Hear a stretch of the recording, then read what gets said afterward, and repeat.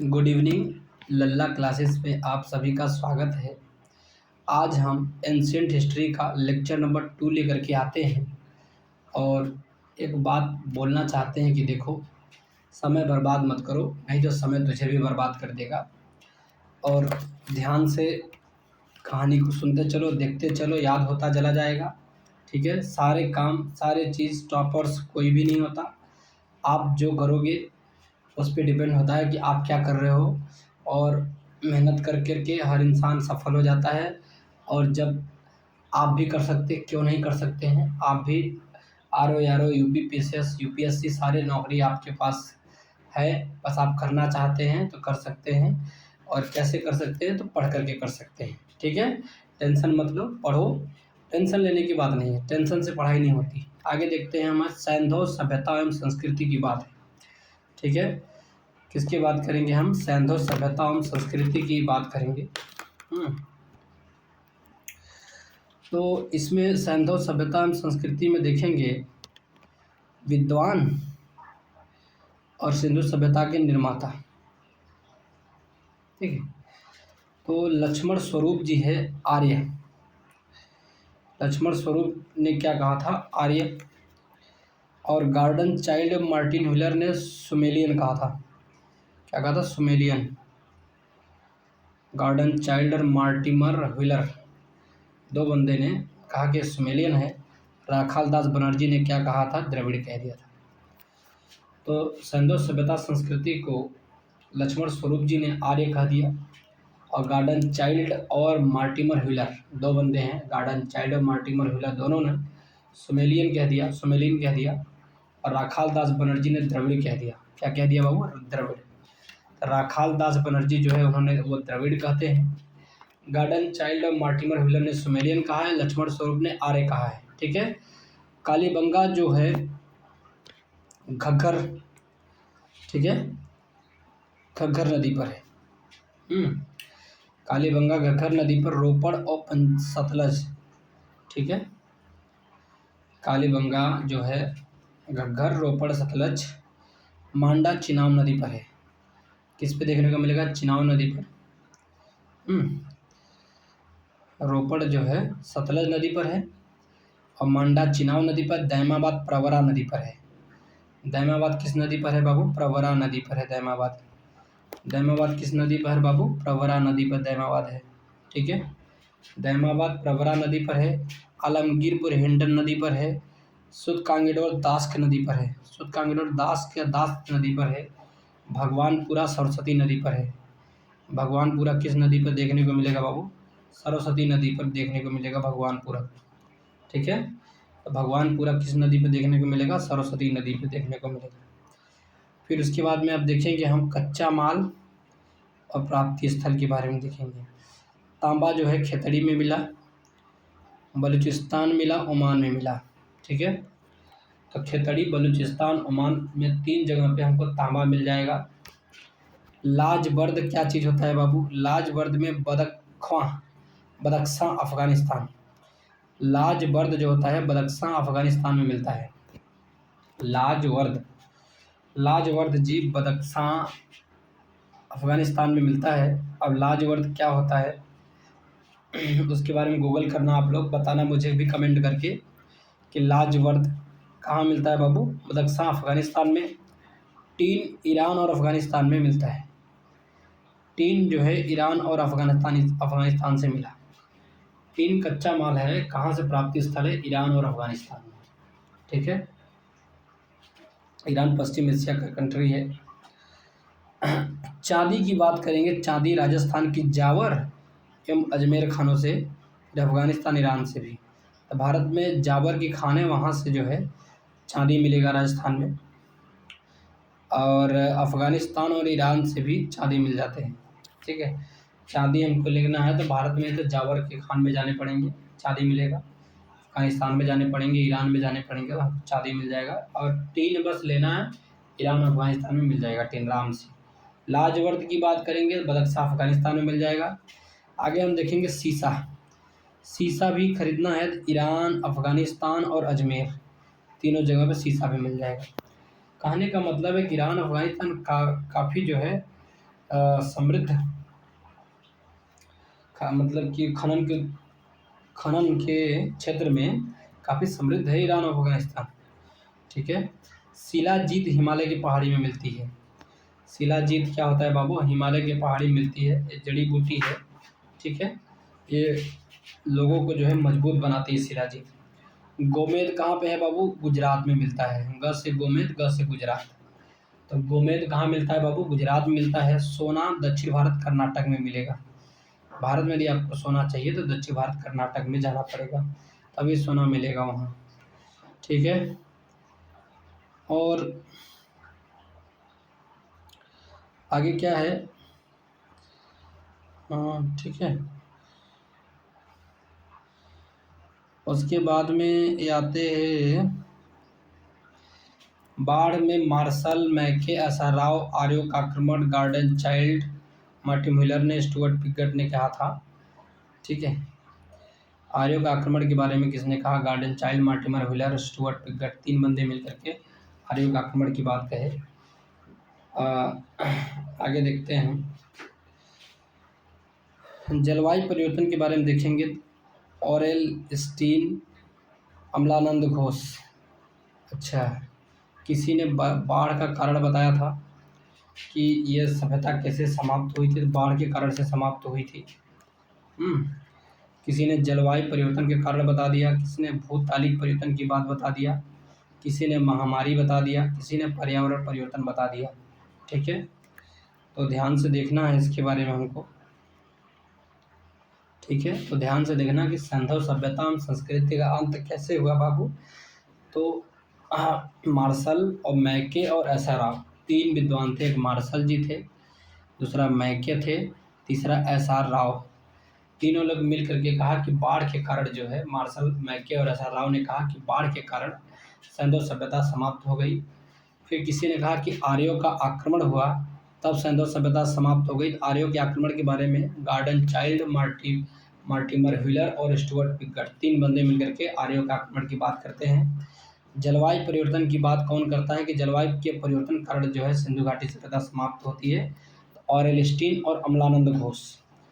Aurel Stein और अमलानंद घोष जो है वो कहते हैं कि सिंधु घाटी सभ्यता जलवायु परिवर्तन के कारण समाप्त होती है। फिर भूतालिक परिवर्तन के बारे में कौन कहता है? एम.आर. साहनी, एस.टी. लैम्ब्रिक और जी.एफ. डेल्स। 3 बंदे हैं, एम.आर. साहनी जी, एस.टी. लैम्ब्रिक और जी.एस. डेल्स। 3 बंदे मिल करके कहते हैं कि भूतालिक परिवर्तन के कारण जो है सिंधु घाटी सभ्यता समाप्त हो जाती है। महामारी के कारण कनेडी एक बंदा है, कनेडी ने बताया कि सिंधु घाटी सभ्यता महामारी के कारण समाप्त हुई थी। फिर पर्यावरण परिवर्तन की बात में दिमित्रियेत, क्या होता है? दिमित्रियेत, जो दिमित्रियेत जो है वो पर्यावरण परिवर्तन की बात के कारण बता रहे हैं कि जो सिंधु घाटी सभ्यता है वो समाप्त हो गई थी। आगे क्या बातें कही गई है बाबू? कही गई है कि मानव समाज विलक्षण या विशिष्ट होता है। मानव समाज कैसा होता है? विलक्षण होता है या तो विशिष्ट होता है, क्योंकि यह मुख्यतः अर्थव्यवस्था पर आश्रित होता है। ठीक है। आगे, हड़प्पा सभ्यता जो है मिस्र एवं मेसोपोटामिया की प्राचीनतम सभ्यताओं के समकालिक है। तो हड़प्पा सभ्यता जो है मिस्र ले लो और मेसोपोटामिया की प्राचीनतम सभ्यताओं के समकालिक है। ठीक है बाबू। हड़प्पा सभ्यता मिस्र और मेसोपोटामिया की जो प्राचीनतम सभ्यता है ना, उसके समकालीन हड़प्पा सभ्यता है। सैंधव सभ्यता आद्य ऐतिहासिक काल की सभ्यता है। सैंधव सभ्यता कब की है? आद्य ऐतिहासिक काल की सभ्यता है, क्योंकि यहाँ पर लेखन कला का ज्ञान तो था किंतु अभी तक इसे पढ़ा नहीं जा सकता। ठीक है। सैंधव सभ्यता में आद्य ऐतिहासिक काल में सैंधव सभ्यता थी, क्योंकि यहाँ पे लेखन कला तो हुई सैंधव सभ्यता में, लेकिन इसको पढ़ा नहीं जा सका आद्य ऐतिहासिक काल में। आगे क्या बातें कही गई है? सिंधु घाटी की सभ्यता गैर आर्य थी। सिंधु घाटी की जो सभ्यता थी गैर आर्य थी, क्योंकि वो नगरी सभ्यता थी, जबकि आर्य सभ्यता ग्रामीण थी ना।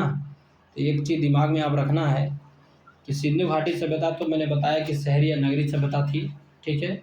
जो कि गैर आर्य थी, क्यों ऐसी बातें कही जा रही है? इसलिए कही जा रही है कि जो आर्य थे एक ग्रामीण सभ्यता थी। आर्यों की सभ्यता कैसी थी बाबू? ग्रामीण थी। लेकिन सिंधु घाटी सभ्यता कैसी थी? नगरी सभ्यता थी। कैसी सभ्यता थी सिंधु घाटी सभ्यता बाबू? नगरी सभ्यता थी। आगे हम देखेंगे सिंधु घाटी सभ्यता को आर्यों से पूर्व की रखे जाते का महत्वपूर्ण कारक है मृदभांड। कहने का मतलब है कि सिंधु घाटी सभ्यता को आर्यों से पूर्व की रखे जाने का महत्वपूर्ण कारक है मृदभांड। क्या है बाबू? मृदभांड। ठीक है। आगे हम देखेंगे काले रंग की आकृतियों से चित्रित लाल मृदभांड। काले रंग की आकृति, ठीक है, से चित्रित लाल मृदभांड हड़प्पा से, जबकि वही चित्रित धूसर मृदभांड आर्यों से संबंधित माने जाते हैं। तो कहने का मतलब है काला रंग की आकृति से चित्रित लाल मृदभांड जो होते थे हड़प्पा से मिलते थे।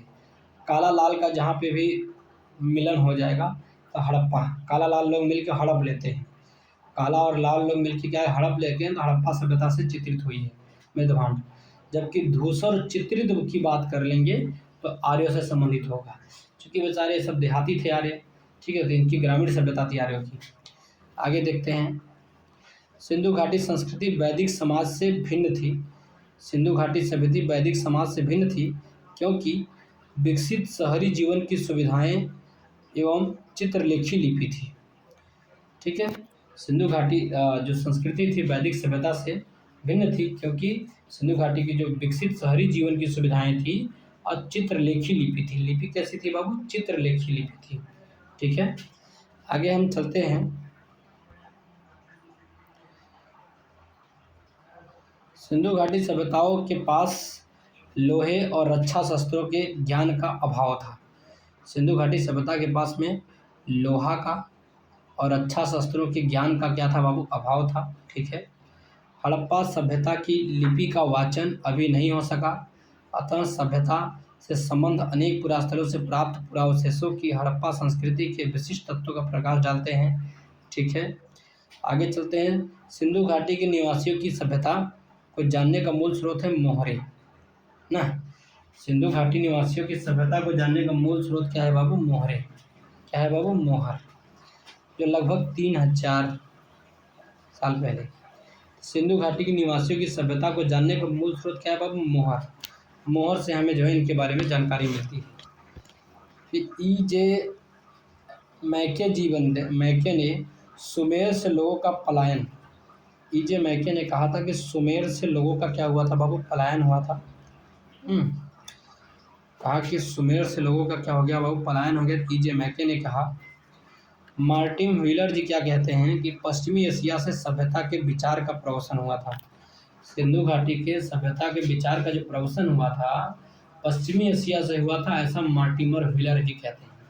कौन कहते हैं बाबू? मार्टिमर व्हीलर जी कहते हैं कि पश्चिमी एशिया से सिंधु घाटी की सभ्यता का जो है विचार का प्रवसन हुआ। अमलानंद घोष जी क्या कहते हैं बाबू?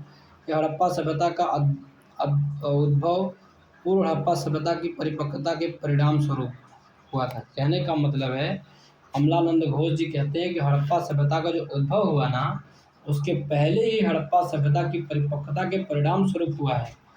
फिर 16 नंबर पे आते हैं हड़प्पा सभ्यता दयाराम साहनी 1923-24 और 1924-25। ठीक है, आगे हस्तिनापुर की खोज करने वाला बीबीलाल थापर जी हैं। 1950-52 में हस्तिनापुर की खोज हुई थी। हस्तिनापुर की खोज कब हुई बाबू? 1950-52 में हुई। बीबीलाल थापर ने 1950-52 में हस्तिनापुर की खोज कर दी थी। बीबीलाल थापर। तक्षशिला जो है बाबू जॉन मार्शल ने बताया था 1913 से 34 में। तक्षशिला की बात किसने बताई? 1913 से 34 में जॉन मार्शल ने तक्षशिला। कौशाम्बी की बात करें एन.जी. मजुमदार जी ने 1936 से 37 में बताया था।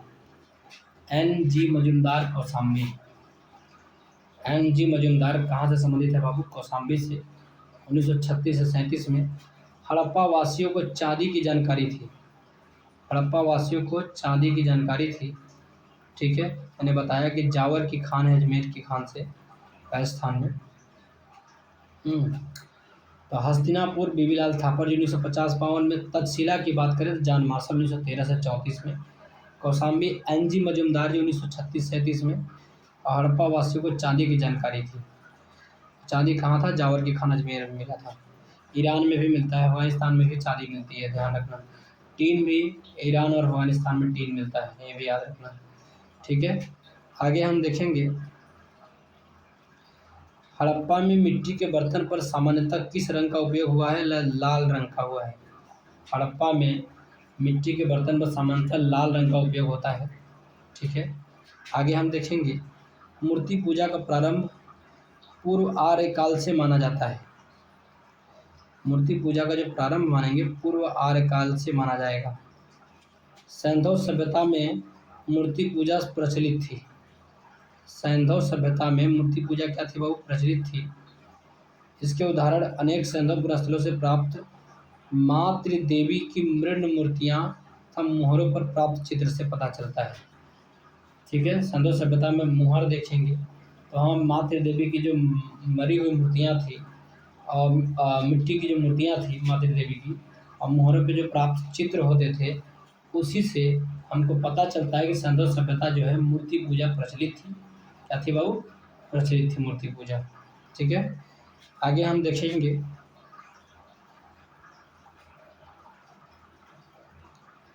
हड़प्पा संस्कृति की मुहरों एवं टेराकोटा। हड़प्पा संस्कृति की मुहर ले लो एवं टेराकोटा कलाकृतियों में गाय का चित्रण नहीं मिलता है।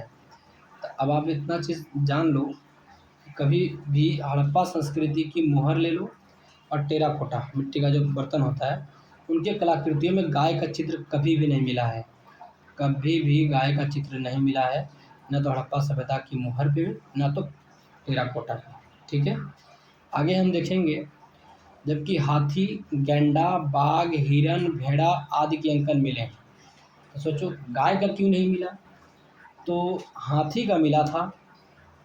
हाथी का जो हड़प्पा संस्कृति के मोहरों पर और उस समय की जो टेराकोटा कलाकृतियाँ थी ना, उस पे हाथी के चित्र मिले, गैंडा के चित्र मिले, बाघ के चित्र मिले, हिरन के चित्र मिले और भेड़ा के चित्र मिले। सोचो हाथी, गैंडा, बाघ, हिरन, भेड़ा, इस सब के चित्र मिले, लेकिन गाय का चित्र नहीं मिला। इतनी बात याद रखना। ठीक है, गाय को महत्व वैदिक काल में प्राप्त हुई। ठीक है, जो गाय को महत्व प्राप्त होती है वो वैदिक काल में प्राप्त होती है। ठीक है, कब प्राप्त होती है बाबू? वैदिक काल में गाय को महत्व प्राप्त होती है। सोहगौरा यूपी में है। सोहगौरा कहाँ पे बाबू? यूपी के गोरखपुर में एक नदी है, राप्ती नदी के किनारे स्थित एक गांव है।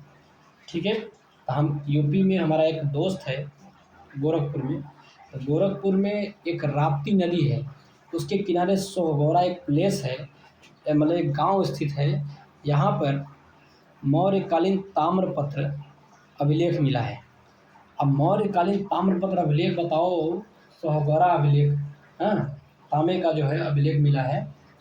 सोहगौरा कहाँ पे पड़ता है बाबू? गोरखपुर में पड़ता है, जिसमें यहाँ अन्नागार होने का विवरण होता है कि यहाँ पे अन्न रखा जाता था। सोहगौरा में अन्न रखा जाता था, ऐसा विवरण है। मौर्यकालीन ताम्रपत्र का अभिलेख मिला है। कहाँ पे? यूपी के सोहगौरा में। ठीक है, नदी आपको पता है कि राप्ती नदी है। कहाँ पे? गोरखपुर। और ये सोहगौरा क्या है? गांव है बाबू। देसलपुर गुजरात में कच्छ में मिलेगा आपको। देसलपुर की बात करें तो गुजरात के कच्छ में, देसलपुर, देसलपुर जो है गुजरात के कच्छ से संबंधित होता है। देसलपुर किससे संबंधित होता है बाबू? गुजरात के कच्छ से संबंधित होता है। प्राचीन स्थल देख लो और पुरातात्विक खोज देख लो। ठीक है, प्राचीन स्थल और पुरातात्विक खोज में देखते हैं कि क्या क्या होती है। ठीक है, अब उसके बारे में देखेंगे हम। प्राचीन स्थल और पुरातात्विक खोज की बात करेंगे तो लोथल, लोथल में गोदीवाड़ा मिला हुआ है बाबू। लोथल में उनको क्या मिला हुआ है बाबू? गोदीवाड़ा मिला हुआ है। लोथल में क्या मिला हुआ है बाबू? गोदीवाड़ा मिला हुआ है। लोथल में क्या मिला हुआ है बाबू? गोदीवाड़ा मिला हुआ है। कालीबंगा से जुता हुआ खेत मिला है। और धौलावीरा की बात करेंगे, किसकी बात करेंगे? धौलावीरा। धौलावीरा से हड़प्पा लिपि के बड़े आकार के 10 चिन्हों वाला एक शिलालेख मिला है।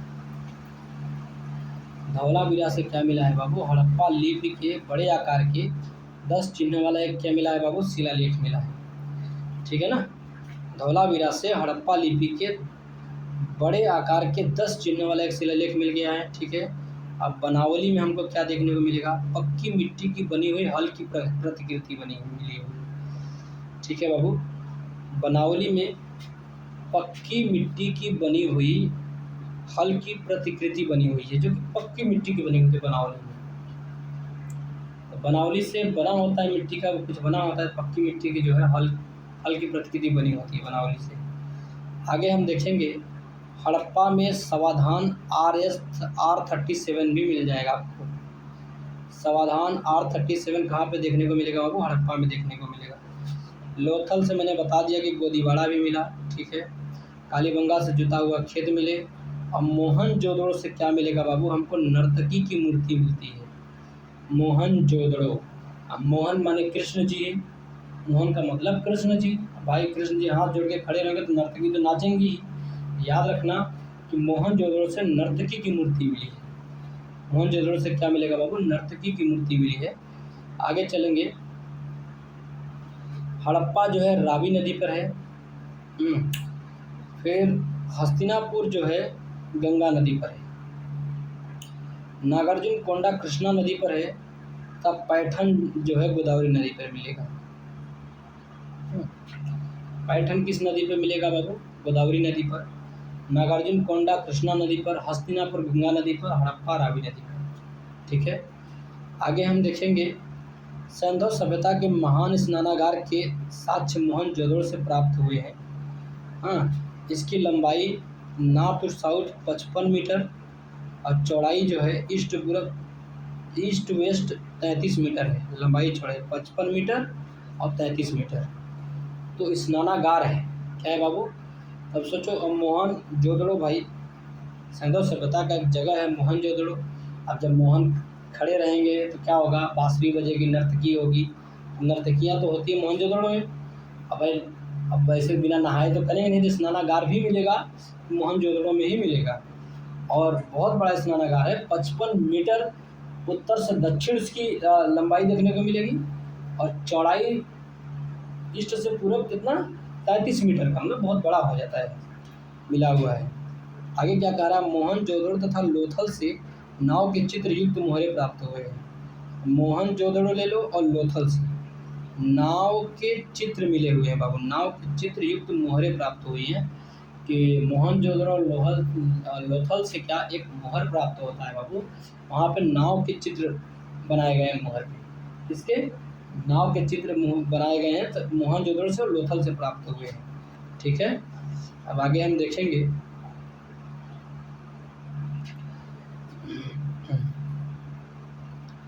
कह रहा सिंधु सभ्यता के बारे में देखेंगे क्या बातें कही जा रही। नगरों में नालियों की सुदृढ़ व्यवस्था थी सिंधु सभ्यता में। ठीक है। नगर में नालियाँ बढ़िया व्यवस्था थी उस समय। दूसरा, व्यापार और वाणिज्य उन्नत दशा में था। सिंधु सभ्यता में व्यापार और वाणिज्य भी उन्नत दशा में थी। मातृ देवी की उपासना की जाती थी। ये भी मान लेंगे कि हाँ ठीक है, मातृ देवी की उपासना करी जाती थी सिंधु घाटी सभ्यता में। अपने नगर नियोजन के लिए ठीक है, अपने नगर नियोजन के लिए ठीक है सब स्वयं करते थे। मोहनजोदड़ो और हड़प्पा के लिए ये भी ठीक है। अपने कृषि संबंधी कार्य के लिए भी कालीबंगा से, तो कहने का मतलब कि ये सब सिंधु घाटी सभ्यता अपना स्वयं काम कर लेते थे, अपना नगर नियोजन बना लेते थे मोहनजोदड़ो हड़प्पा के लिए, और अपने कृषि संबंधी कार्य भी कर लेते थे सिंधु सभ्यता के बारे में। आगे आता है यूपी के मेरठ जिले में आलमगीरपुर और सहारनपुर जिले हुलास। यूपी के मेरठ जिले में आलमगीरपुर है। तो यूपी के मेरठ जिले में आलमगीरपुर जो है ये भी सिंधु घाटी सभ्यता का ही पूरा स्थल है। ठीक है। और हुलास जो है यूपी के सहारन में है। सहारनपुर है, यूपी का एक सहारनपुर जिला है, वहाँ पे हुलास नाम करके जो है स्थल मिलता है सिंधु घाटी सभ्यता का। हरियाणा के हिसार जिले में राखी गढ़ी ना, जो दाग नदी पर है। हरियाणा के हिसार जिले में एक राखी गढ़ी देखने को मिलेगा आपको, जो घग्गर नदी पर है। हाँ? हाँ, घग्गर नदी पे। हरियाणा के हिसार में राखी गढ़ी है, ठीक है, जो घग्गर नदी पर है। आगे हम देखेंगे हड़प्पा स्थल और राज्य की बात करेंगे तो हरियाणा से बालू। हरियाणा से क्या मिला है बाबू? हड़प्पा स्थल बालू कोई पूछे तो हरियाणा में है। हड़प्पा स्थल बालू की कोई बात करें तो कहाँ पे मिलेगा बाबू? हरियाणा में मिलेगा। ये हड़प्पा स्थल है बालू। मांडा देखेंगे तो आदमी जम्मू कश्मीर में है। और नदी कौन सी है? डास्क नदी पर। पाडरी जो है गुजरात में है। पाडरी हड़प्पा स्थल कहाँ का है बाबू? गुजरात का है। हुलास सहारनपुर यूपी का है। हुलास कहाँ का है बाबू? सहारनपुर यूपी का है। पाडरी गुजरात का है। मांडा जम्मू कश्मीर का है। और बालू कहाँ का है बाबू? हरियाणा का। ये हड़प्पा स्थल है बालू हरियाणा का। बालू हरियाणा का क्या है बाबू? हड़प्पा स्थल है। मांडा की बात करेंगे हम तो जब भी देखेंगे जम्मू कश्मीर में। पाडरी की बात करेंगे गुजरात में। और हुलास यूपी में। ठीक है, आगे क्या कह रहा है बाबू? पाकिस्तान के सिंध प्रांत में मोहनजोदड़ो और चनहुदड़ो। अच्छा, जो हड़प्पा स्थल है, मोहनजोदड़ो और चनहुदड़ो, ये सब जो है सिंधु घाटी सभ्यता में मोहनजोदड़ो चनहुदड़ो जो थे, ये पाकिस्तान के सिंध प्रांत में। ठीक है,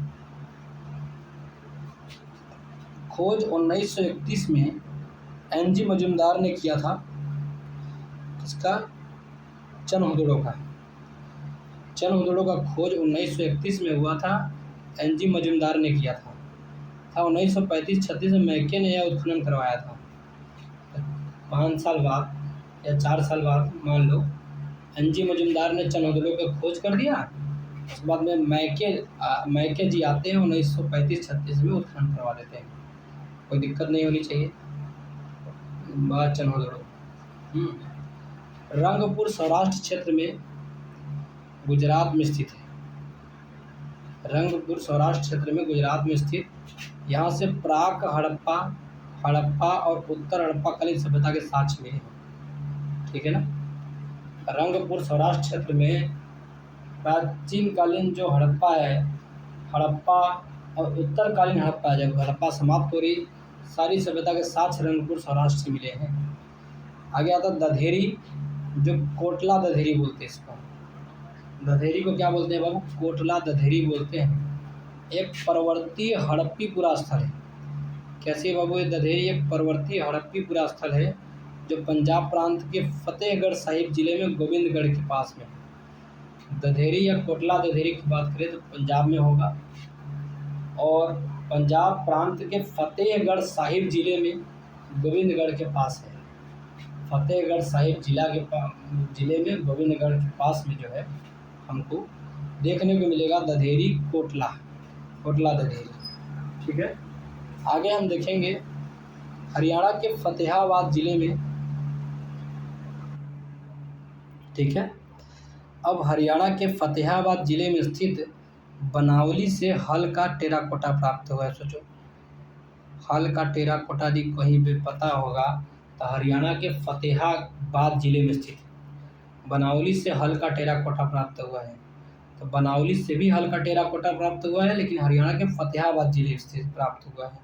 ठीक है, आगे क्या आता है बाबू? सिंधु घाटी सभ्यता झेलम, सिंधु तथा चिनाब नदी के तट पर बसी थी।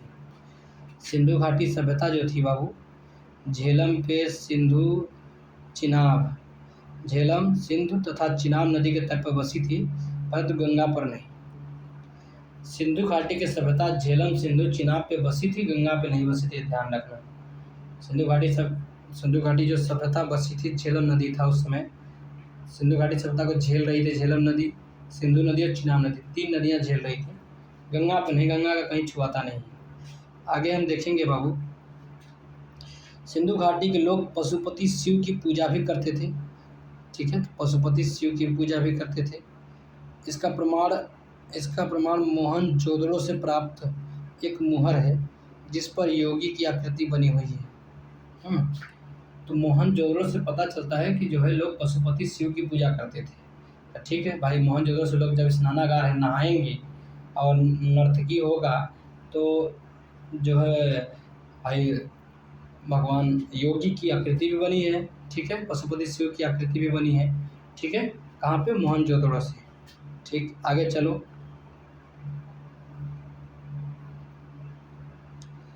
आगे क्या कह रहा है,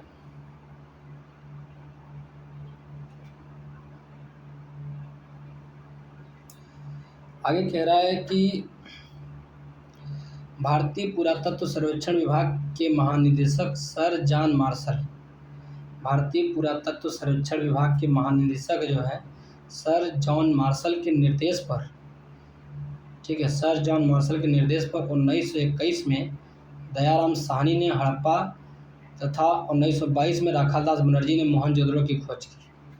ठीक है, दयाराम साहनी ने 1921 में खोज करी थी और राखालदास बनर्जी ने 1922 में मोहनजोदड़ो की खोज कर दी। अब महानिदेशक कौन था, उसमें भारतीय पुरातत्व सर्वेक्षण विभाग का जो महानिदेशक था सर जॉन मार्शल, उसके महानिदेशक पे खोज हुई थी। ठीक है, हड़प्पा के टीले के विषय में सर्वप्रथम जानकारी चार्ल्स मेंशन ने 1826 में दिया था। हड़प्पा के जो टीले के विषय में सबसे पहले जानकारी देने वाला बंदा कौन है, चार्ल्स मेंशन ने 1826 ईस्वी में दिया था। कब दिया था, 1826 ईस्वी में दिया था। लोथल का उत्खनन एस.आर. राव ने किया था। लोथल का उत्खनन करने वाला बंदा कौन है, एस.आर. राव। लोथल का उत्खनन करने वाला जो बंदा है एस.आर. राव। सुरकोटदा का उत्खनन करने वाला बंदा जे.पी. जोशी। अब भाई सुरकोटदा, जिसको पास जोश रहेगा वही सुर लगाएगा, सारे लोग सुर नहीं लगा सकते। सुरकोटदा का यदि खोज करने वाला बंदा कोई है जे.पी. जोशी है। और धौलावीरा, धूल लगा है तो बेस्ट से पिटाई होगी, आर.एस. बिष्ट से पिटाई होगी जब धूल लगा के आएगा कोई बच्चा तो। और धौलावीरा की बात करें तो धौलावीरा की खोज कौन करेगा, आर.एस. बिष्ट नाम का बंदा करेगा। ठीक है, धूल लगाएगा, उसकी बेस्ट से पिटाई हो रही है। सुरकोटदा की बात होगी तो सुर लगाएगा जिसके पास एनर्जी होगी, जे.पी. जोशी। और लोथल उत्खनन करेगा एस.आर. राव। लोथल का एस.आर. राव, एस.आर. राव उत्खनन खनेगा। ठीक है, लोथल जाएगा एकदम झंड हो जाएगा तो राव, एस.आर. राव जो है लोथल का उत्खनन करेगा। आगे क्या कहता है बाबू, हड़प्पा का उत्खनन करने वाला प्रथम पुरातत्वविद जो इसके महत्व को नहीं समझ पाया, एक कनिंघम है। हड़प्पा का उत्खनन करने वाला पहला जो पुरातात्विक विद्वान था जो इसके महत्व को नहीं समझ पाया, तो कनिंघम जो है हड़प्पा के महत्व को नहीं समझ पाया था। सबसे पहले खनन कराया था इसने। कालानुक्रम में देखेंगे तो नगर संस्कृति, हड़प्पा सभ्यता, लोहे का ज्ञान, ठीक है, नगर संस्कृति जो थी हड़प्पा सभ्यता थी, लोहे का ज्ञान वैदिक युग में, आहत मुद्रा चांदी के सिक्के 6वीं शताब्दी में पता चलती है, और सोने के सिक्के हिंद यवन शासक चलवाते हैं। सोने के सिक्के जो होते हैं हिंद यवन शासक सबसे पहले चलाते हैं। और लोहे का ज्ञान होता है वैदिक युग में अच्छे से। और आहत मुद्रा चांदी का जो सिक्का है 6वीं शताब्दी में चलाई गई थी। ठीक है, पहले नगर संस्कृति आई थी हड़प्पा सभ्यता से। सर्वप्रथम मानव द्वारा तांबा धातु का प्रयोग किया गया है। मानव ने सबसे पहले कोई धातु का प्रयोग करेगा, तांबा का प्रयोग करेगा। किसका प्रयोग करेगा बाबू, तांबा। हाथी दांत का पैमाना लोथल से प्राप्त हुए हैं ना, लो हाथी दांत लो। तो कोई पूछे कि लोथल से क्या क्या प्राप्त हुए, हाथी दांत का पैमाना प्राप्त हुए हैं लोथल से। हाथी दांत का जो पैमाना प्राप्त हुए हैं बाबू लोथल से प्राप्त हुए हैं।